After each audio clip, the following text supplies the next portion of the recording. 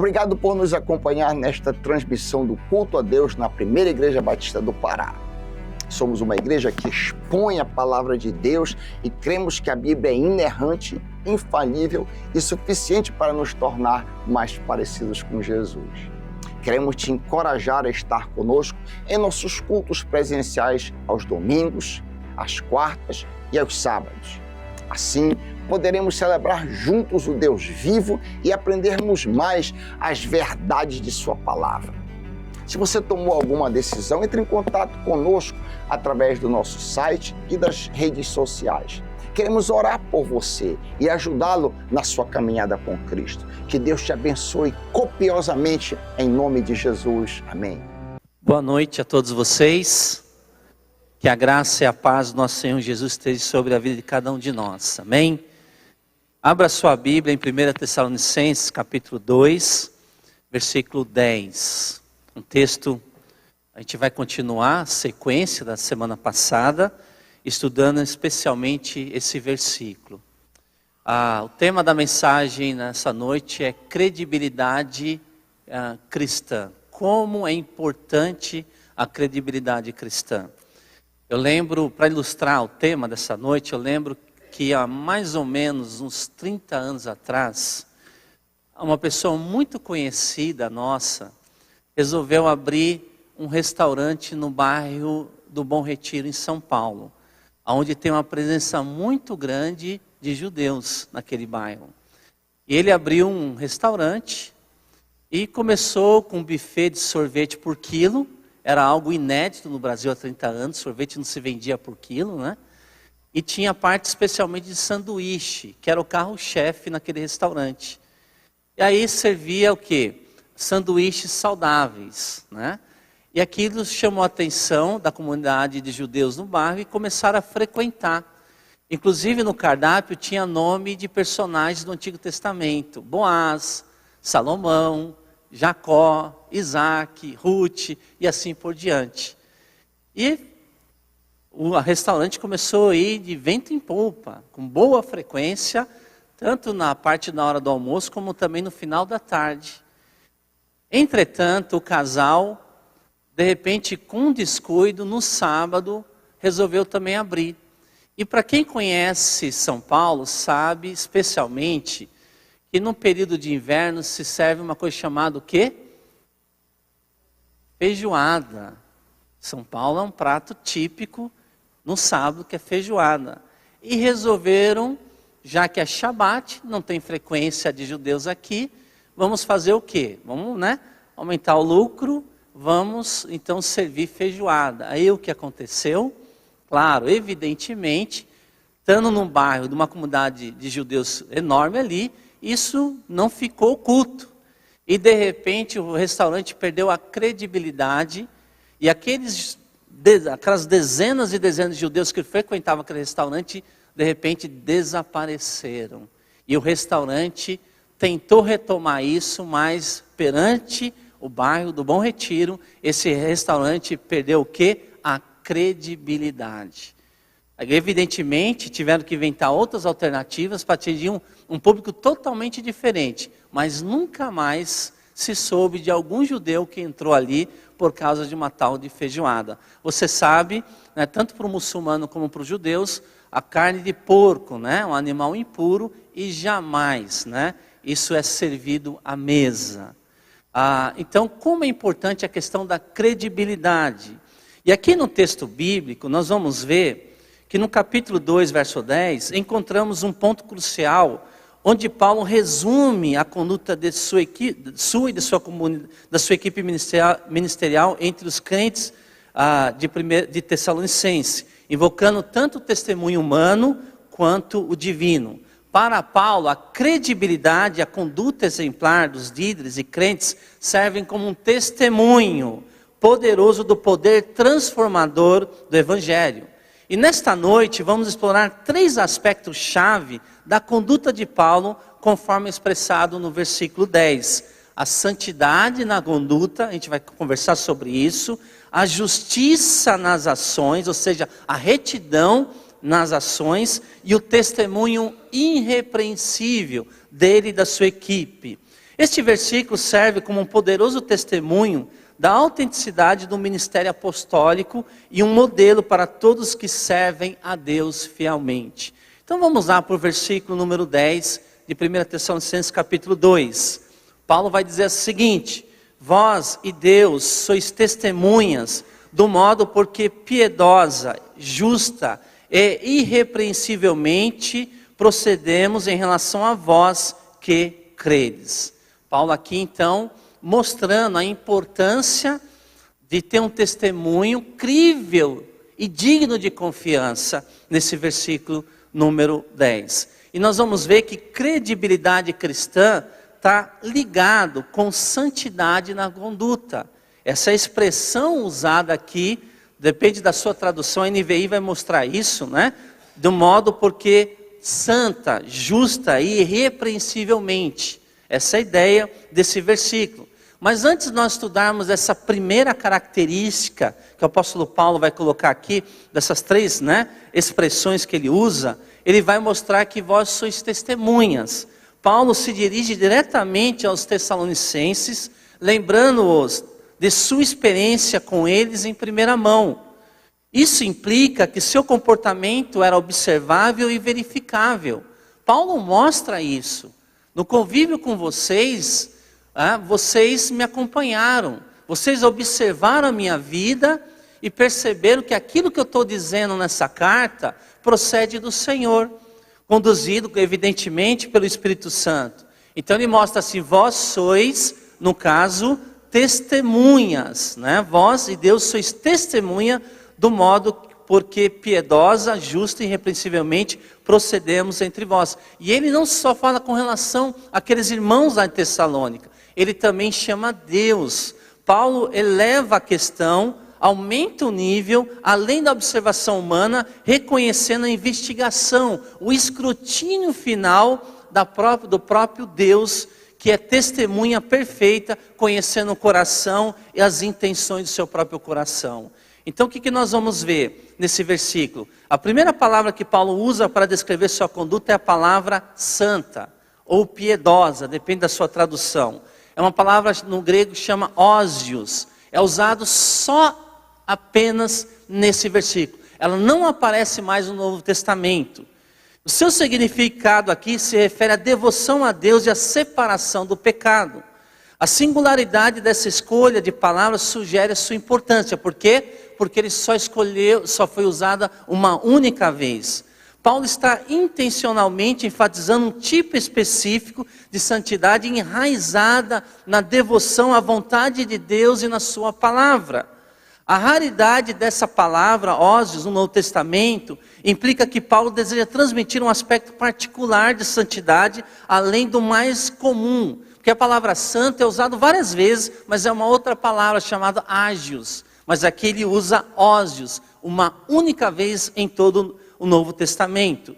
Esse aspecto provavelmente enfatiza um compromisso pessoal com os padrões de expectativa de Deus para a vida. Essa devoção a Deus não se limita ao Novo Testamento.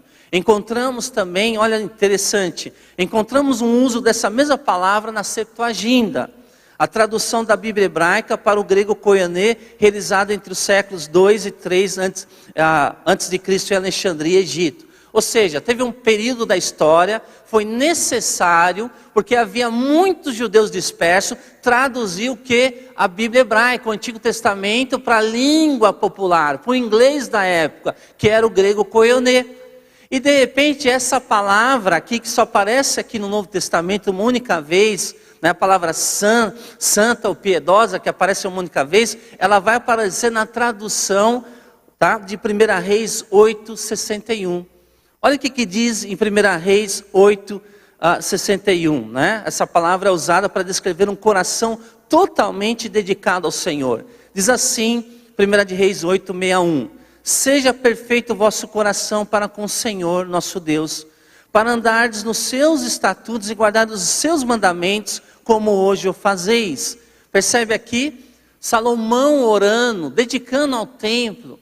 E ele fala que a nação, os líderes, toda a população, era necessário direcionar um coração perfeito na presença do Senhor. Essa conexão com o Antigo Testamento reforça a ideia de uma entrega completa e sincera a Deus, permeando todos os aspectos da vida de uma pessoa que abraçou a fé cristã. A devoção, a santidade, portanto, não é meramente uma série de ações externas, mas sim uma orientação interna do coração para Deus. É uma expressão de devoção da mente, do coração, da vontade, das emoções a esse Deus. A prática religiosa sem uma devoção interior correspondente não cumpre a essência do que Deus espera do seu povo. Logo, a palavra santa, né, que é usada aqui, ou piedosa, aqui se refere à separação do pecado e à devoção a Deus. Não se trata apenas de evitar o mal, mas de buscar ativamente a vontade de Deus em todas as áreas da vida. Por quê? Porque a santidade é a base onde construímos nossa reputação e nosso testemunho. E Paulo sabia disso. Para que ele tivesse um testemunho relevante, era necessário se afastar de um ambiente corrupto, de um ambiente completamente voltado para o pecado e buscar a Deus de todo o coração. Então reflete uma vida, é uma vida que reflete o caráter de Deus. Santidade não é sobre desempenho externo, mas uma consagração interna ao Senhor. Envolve uma vida em conformidade com a vontade do Altíssimo, refletida em nossos pensamentos, palavras e ações. E Paulo destaca isso, mostrando a sua credibilidade, estava afirmado nessa vida. O modo como ele vivia era um modo piedoso, um modo santo, um modo que ele entregava a sua vida dia a dia na presença do Senhor.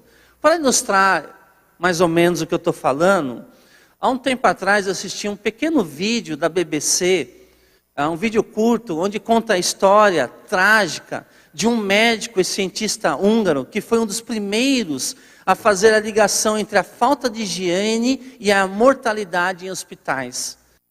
A pessoa tem uma certa conexão no número tão elevado de óbitos nos hospitais da sua época. E aí, qual foi a solução que ele apresentou? A solução que esse médico apresentou foi lavar as mãos. Apesar da importância de sua descoberta, esse médico acabou morrendo sem qualquer reconhecimento no manicômio. Assim como um cirurgião precisa esterilizar as mãos antes de uma cirurgia, chamada asepsia, nós precisamos nos separar da impureza do mundo para servirmos a Deus eficazmente. É isso que o apóstolo Paulo está dizendo. O meu exterior deveria refletir antes o meu compromisso com esse Deus tão reto, tão puro, tão santo. Por isso que o apóstolo Paulo dá essa ênfase. Vós e Deus sois testemunhas do modo porque piedosamente, do modo santo pela qual me apresento com vocês. E aí, qual é a aplicação para nossas vidas?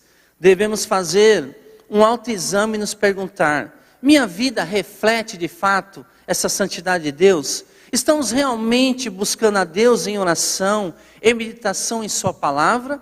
Ou estamos nos conformando com os padrões do mundo? Você sabe que muitas vezes, quando a gente se distancia de uma vida do conhecimento e prática desse Deus na nossa vida, o mundo vai nos moldando. Será que estamos procurando agradar a Deus, mesmo quando seja difícil ou impopular? Além disso, a devoção se expressa através de atos de adoração e serviço a Deus e aos outros.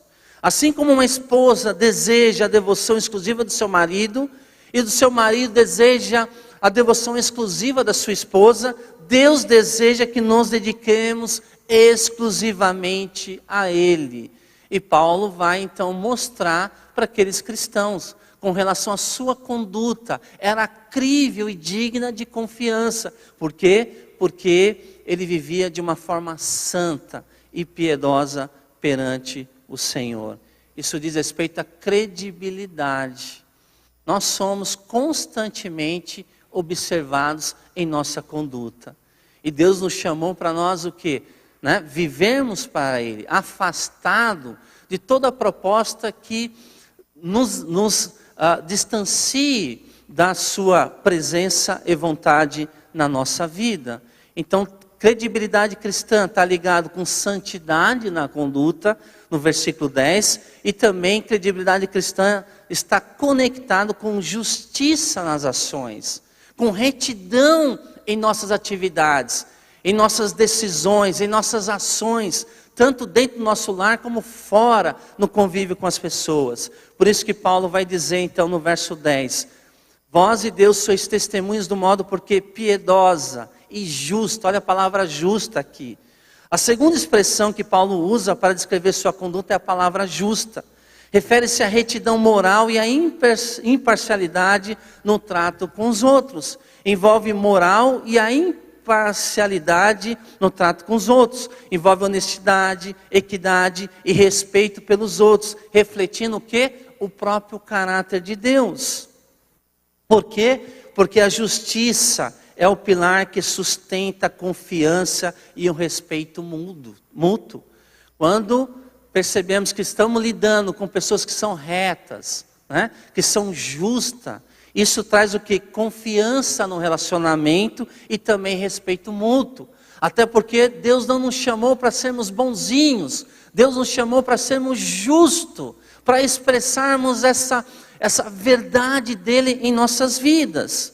Então, a escolha dessa palavra para o apóstolo Paulo demonstra que a santidade a Deus, né, a primeira palavra ali, inevitavelmente se manifestará em um comportamento justo para com as pessoas. Existe uma ligação inerente entre nosso relacionamento com Deus e nossas interações com os outros. Não se pode genuinamente amar a Deus sem também demonstrar justiça e amor para com o próximo. Essa justiça prática vai além de simplesmente evitar causar dano. Envolve buscar ativamente o bem-estar e o tratamento justo para com os outros, especialmente para os mais vulneráveis. Os mais vulneráveis. Interessante que o conceito de justiça no Antigo Testamento, a palavra que é conhecida por alguns de nós, a palavra mispá, né, que no hebraico significa justiça, frequentemente envolve o significado de justiça restaurativa. Olha que interessante, né? Buscando e ajudando os esquecidos, os vulneráveis. Isso implica uma abordagem proativa e reta daquele que serve ao Senhor. Como essa questão é muito forte na mente do apóstolo Paulo, essa credibilidade cristã nas suas ações, na justiça, né, na retidão das suas ações. Eu lembro que quando eu cheguei aqui no Pará, eu comprei um carro, né, e era um carro em boas condições. E eu lembro que, evidentemente, você usa o carro, uma hora você vai ter que abastecer, não vai? E de repente eu estava abastecendo num posto de gasolina na BR. Não é um posto sem bandeira, é um posto de uma bandeira conhecida. Aí eu estava abastecendo ali, eu percebi que não estava rendendo tanta gasolina. Parei novamente ali para abastecer e de repente o frentista foi colocando gasolina e o carro não estava totalmente na reserva. Aí quando eu olhei 58 litros no carro, eu olhei para o frentista, como está registrando a bomba 58 litros se no manual do fabricante diz que a capacidade desse carro, né, o tanque é de 42 litros, como é que pode dar 58? Ele ficou assim, constrangido, né? Eu falei assim, olha, eu acho que você não zerou a bomba quando você foi abastecer. E tentei contra-argumentar com ele, ele ficou irritado, eu vi que o ambiente estava um pouquinho, né, desproporcional para o meu lado, eu resolvi pagar e sair, peguei a notinha e saí. Eu falei assim, puxa, de repente ele esqueceu de zerar. Passou algumas semanas, eu vou no mesmo posto, porque ali estava alguns centavos mais barato. Parei naquele posto para abastecer, fiz questão de sair do carro e vi que o outro fretista, já era um outro, tinha zerado a bomba. E de repente começa a colocar gasolina, e o carro, quando eu cheguei para abastecer, estava com 1/4. Né? Então eu falei assim, no mínimo, no máximo, talvez 30 litros. E de repente chegou no 30 litros, 40 litros, 50 litros, 58 litros, 60 litros. Eu falei, para, pode parar. Pode parar. Aí eu falei, para agora. Mais uma vez pedi para chamar o gerente. Aí vieram outros frentistas e começaram a me pressionar. Eu sei que, resumindo, né? Eu resolvi, vou pagar, mas nunca mais, o quê? Vou colocar o pé nesse posto de gasolina. Por quê? Porque aqui não há justiça, não há retidão nas ações. Aí eu descobri uma coisa chamada golpe da bomba chipada. Um esquema sofisticado para enganar motoristas, entregando menos combustível do que o registrado nas bombas. O novo golpe usa chips ou outros dispositivos para entregar menos combustível do que o registrado na bomba. E ali, evidentemente, né, passaram o quê? 7, 8 anos, eu nunca mais parei nesse posto de gasolina. Perdeu a credibilidade. E fazendo uma pesquisa, eu descobri que mais de 5.000 postos no ano passado foram suspensos, levaram multa, porque ou adulteraram a gasolina, ou vendiam, né, menos gasolina do que era registrado na bomba. Em torno de mais ou menos 5.000 postos de gasolina. Então, irmãos, olha como justiça é importante. Retidão nas ações. Eu olho para aquilo ali, mesmo que mudou de dono, né, sob nova direção, eu já não consigo ver credibilidade naquela instituição. E nós, como cristãos, necessitamos avaliar nossas relações interpessoais, buscando corrigir qualquer forma de injustiça ou favoritismo. Devemos ser honestos em nossos negócios, em nossas palavras, em nossas ações, jamais usar da mentira, da fraude, da manipulação. E isso Paulo deixa bem claro aqui, de modo porque piedosa e justa. Ele vai mostrar isso. Vocês sabem que eu caminhei com vocês de uma forma justa. Então nós como cristãos precisamos também cultivar o que? A empatia. Ou seja, nos colocar no lugar dos outros e tratar as pessoas com compaixão e bondade. Defender os injustiçados e ajudar os necessitados. Aliás, a Bíblia fala, inclusive, de um quarteto que é muito vulnerável diante de um mundo corrompido. Qual é o quarteto vulnerável na Bíblia? A viúva, o órfão, que mais? O estrangeiro e quem mais? Falta mais um. Isso, viúva, pobre, o órfão e o estrangeiro. O famoso quarteto vulnerável nas Escrituras. Então, como crentes, somos chamados a defender os vulneráveis, a falar por aqueles que não podem falar por si mesmos e a trabalhar contra a opressão e a injustiça. Como? Proclamando o Evangelho, falando do amor de Jesus Cristo, que o nosso testemunho fale alto através da nossa voz e da nossa conduta. Inclusive John Stott, ele tem uma fala, ele morreu mais ou menos 10 anos e vai dizer o seguinte, com relação a essa questão da igreja, do povo de Deus, de nós sermos sal e luz do mundo. Ele faz uma colocação que eu achei muito interessante. Diz assim: os cristãos deveriam sentir compaixão e uma dor aguda na consciência quando os seres humanos são de alguma forma oprimidos ou negligenciados. Porque seres humanos muitas vezes são negligenciados e oprimidos? Esses seres humanos carregam a imago Dei do Senhor, por isso que devemos sentir compaixão e uma dor aguda na consciência. Então ele continua, quando os seres humanos são de alguma forma oprimidos ou negligenciados, seja pela privação de liberdade civil, aliás, tem centenas de pessoas presas, né? Presas, você sabe o que aconteceu num passado recente. E muitos juristas, a maioria deles estão dizendo assim, presos injustamente. E nós como cristãos deveríamos sentir a dor aguda na consciência, quando os seres humanos são de alguma forma oprimidos ou negligenciados, seja pela privação de liberdade civil, educação, saúde, emprego, alimentação, vestuário e teto adequado. Qualquer coisa que solape a dignidade humana deve ser uma ofensa a nós, porque homens e mulheres carregam a lei. E aí ele encerra dizendo algo que eu achei fenomenal. Ele diz assim: Porém, será que existe algo tão destruidor da dignidade humana quanto a alienação para com Deus por meio da ignorância ou rejeição do Evangelho?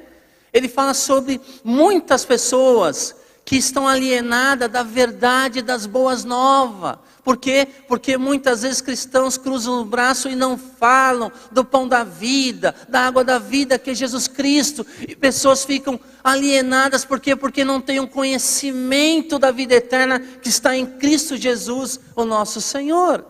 E Paulo vai dizer assim, não, eu caminhei com vocês retamente, eu vivi de uma forma justa, mostrando a verdade tão corrompida do ser humano, mas também mostrando as boas novas do Evangelho. E Tim Keller vai encerrar dizendo o seguinte, uma colocação de Tim Keller, mostrando a missão da nossa igreja, missão nossa. Tim Keller foi um pastor reformado, presbiteriano que faleceu, se não me falha a memória, o ano passado. Ele vai dizer o seguinte, embora a missão da igreja reunida, da igreja local, institucional, seja proclamar o Evangelho da salvação individual, é isso mesmo, proclamar o Evangelho da salvação, conquistar pessoas para Jesus e formar discípulos, a vontade de Deus para a igreja dispersa, cristãos que vivem no mundo, é que ela ministre por palavras e ações, que evangelize e faça justiça. Se a igreja dispersa não ministrar em palavras e ações, ninguém ouvirá o Evangelho anunciado pela igreja, o que? Reunida, igreja local, institucional, esse organismo vivo. Então veja, o desafio que nós temos como igreja, cada um de nós, de sermos voz do Senhor, através da palavra do Senhor, diante dos desafios que Deus coloca em nossa frente. Então, meus irmãos, que desafio nós encontramos aqui no texto. Então, credibilidade cristã está ligado, primeiro, com santidade na conduta, e Paulo vai mostrar isso. Segundo, retidão nas ações. E por último, um testemunho irrepreensível. Isso é credibilidade. Credibilidade. Uma vida santa na conduta. Uma retidão nas ações. E um testemunho irrepreensível. Na qual o apóstolo Paulo coloca dessa forma. Então, queridos, olha só. Vós e Deus, no versículo 10, diz assim, vós e Deus sois testemunhas do modo porque piedosa, justa e irrepreensivelmente procedemos em relação a vós que credes. A terceira e última palavra que Paulo usa para descrever sua conduta é irrepreensivelmente. Esse advérbio aqui, ou seja, sem culpa, sem mancha. A palavra indica uma conduta que não dá ocasião para acusações ou críticas legítimas. Ser irrepreensível implica ter uma reputação sólida, que resiste a críticas injustas, amargas. Ser irrepreensível aqui no texto não significa ser perfeito, mas viver de tal maneira que não haja acusações legítimas contra o caráter ou a conduta de alguém que serve ao Senhor. Por isso que o apóstolo Paulo dá ele usa essa palavra, né? Do seu comportamento, da sua conduta irrepreensível, que gera credibilidade, inclusive na sua fala. Então, para o apóstolo Paulo, é uma vida que inspira confiança e respeito, demonstrando que a fé é real e transformadora.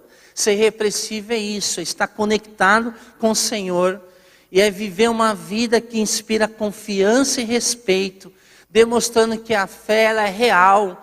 A fé no Evangelho ela é transformadora, é uma vida de testemunho constante da fé professada, de modo que outros vejam Cristo, independente das circunstâncias. E Paulo quer passar isso para aqueles irmãos. Por quê? Porque ser cristão em Tessalônica não era fácil. Havia muita perseguição, hostilidade. Lembra? O apóstolo Paulo teve que sair rapidinho, talvez 3 semanas ali naquela cidade, ou no máximo 3 meses.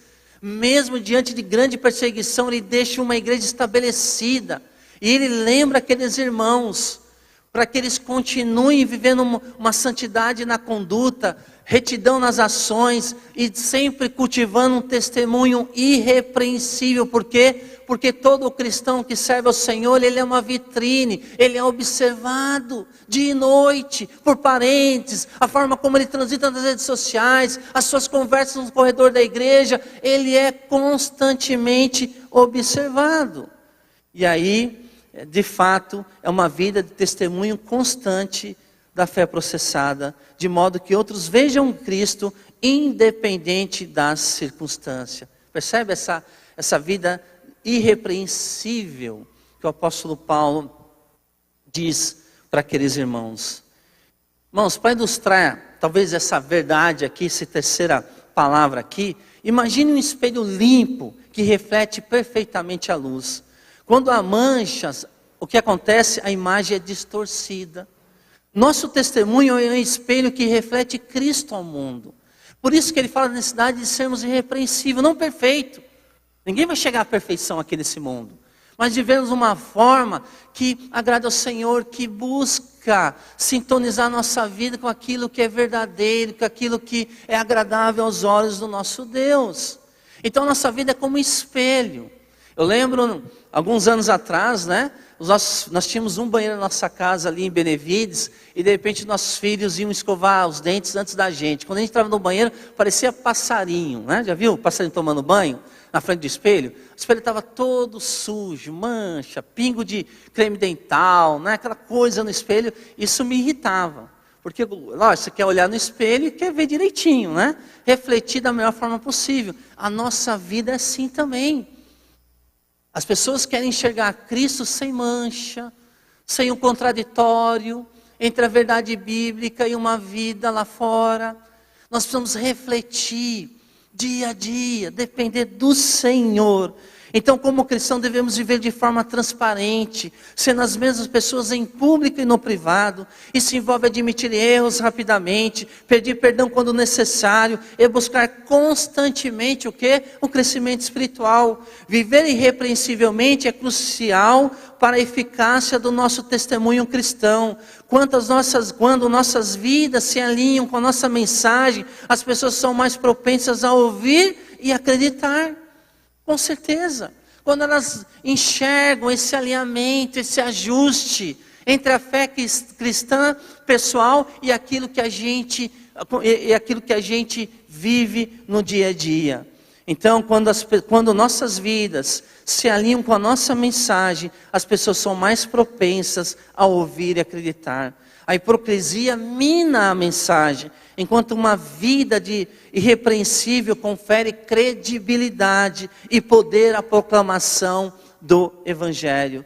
Portanto, devemos nos esforçar para manter a integridade moral, praticando o que pregamos e fugindo de todo teatro, de toda hipocrisia. Embora, irmãos, a perfeição absoluta seja inatingível neste lado da eternidade, o esforço constante para viver de maneira que honre a Deus e sirva de exemplo para os outros é uma marca inegável de um seguidor de Cristo Jesus. É uma característica que distingue aquele que tem a marca do Cordeiro. Por isso que o apóstolo Paulo usa essas três palavrinhas, Santidade, a palavra santo, a palavra justa e a palavra irrepreensível, porque isso traz, isso faz com que as pessoas olhem e entendam que tal pessoa é digna de ser ouvida, porque ela é digna de confiança. E Paulo então diz dessa forma: vós e Deus sois testemunhas do modo porque piedosa, ou do modo santo, justo e irrepreensivelmente procedemos em relação a vós outros, que credes em quem? Na mensagem do Evangelho de Jesus Cristo. Que o Senhor nos ajude a desenvolver essa credibilidade, dia a dia, em público e no privado, para que o número de adoradores seja multiplicado para o louvor e glória daquele que nos chamou para vivermos essa conduta cristã. Amém? Amém, irmãos.